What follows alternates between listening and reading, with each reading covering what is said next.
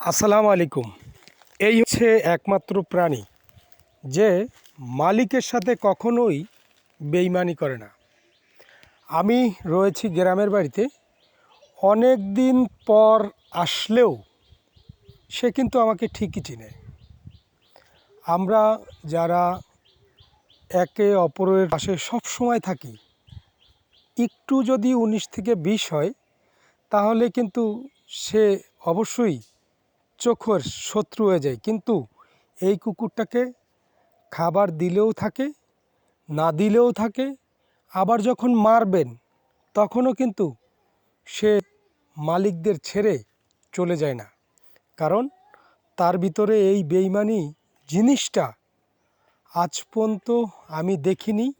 আপনারা পেয়েছেন কি না জানি না, কিন্তু মানুষের ভিতরে এই বুদ্ধিটা আছে যে একে অপরের ক্ষতি করার চেষ্টা করে।